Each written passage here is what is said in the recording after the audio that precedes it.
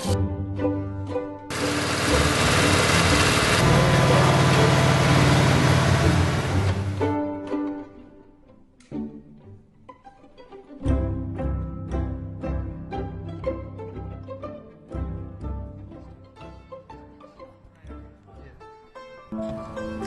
can't tell them what they're going to do.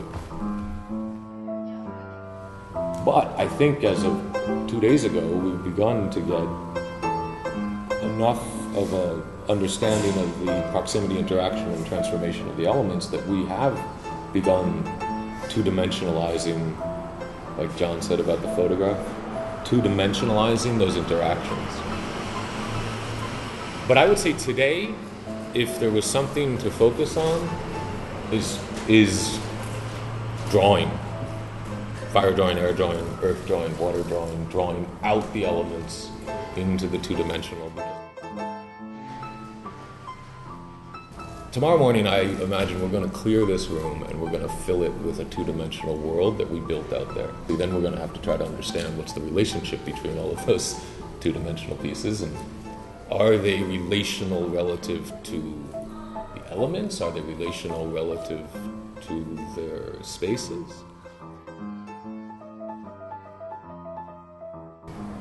Placing, moving, adjusting relationally to each other, searching for possible verticalities, horizontalities, curves. That means, obviously, that imagined, remembered, dreamt, and spoken worlds are commingling with this given world out there. The world of substance and light and sound and gravity and entropy and everything out there, the so-called out there. They're completely commingled.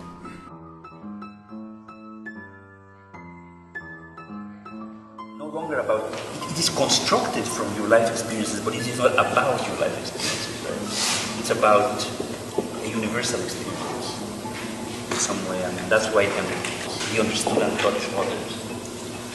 It's easy to say, it's of course very hard to do. Ow! Ow! Ow!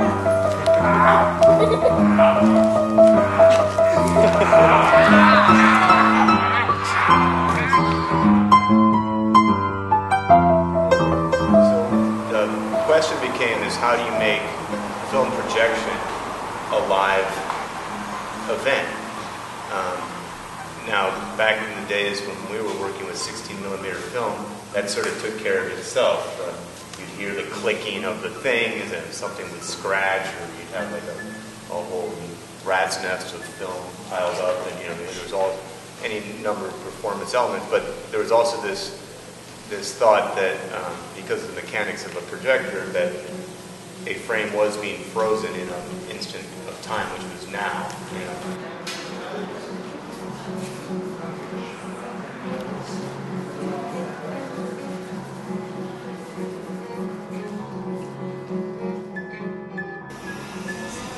Our thoughts and actions construct spaces of participation. So the essential role of thoughts in the structuring of our spaces affords space itself direct access to the structure of our thought. That's where the discipline begins. The discipline begins in the fact that if that's true, which I'm arguing it is, if the structure of our spaces is articulated by us, then our spaces are articulating us. That's the ethical imperative of our discipline, which is to say, as we build that room is building us. But neither Blair nor Derek Dorn could have imagined the once-in-a-lifetime wave that has reappeared on the horizon.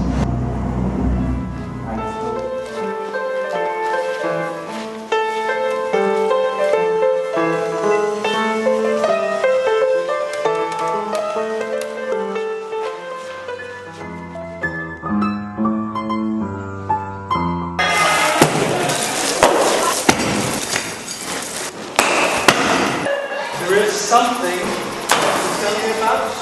It's important that you know this violin is the first thing I ever owned.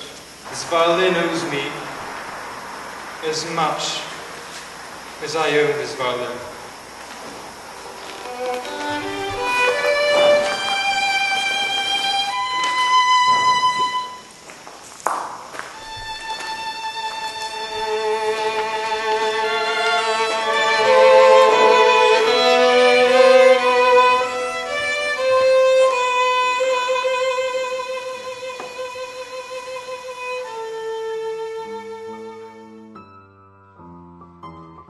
Education is not the transference of information, but the transformation of ourselves and of our spaces and structures, of our vision and experience of the world.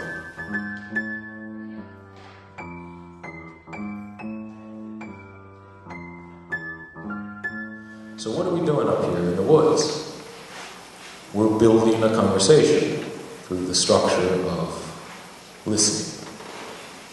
Listening as a form of imagination, as a form of care, and as a form of ethical reciprocity. Listening itself, just listening, contains the structure of a social contract. And I believe one that includes our whispering voices in that contract.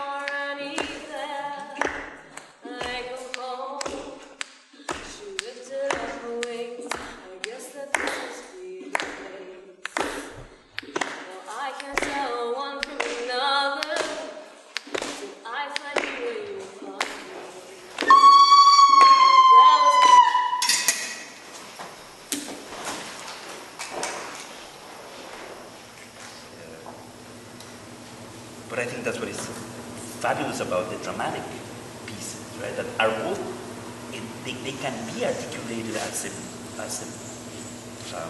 an education. You can articulate their logic as they transform you cathartically because they have a plot.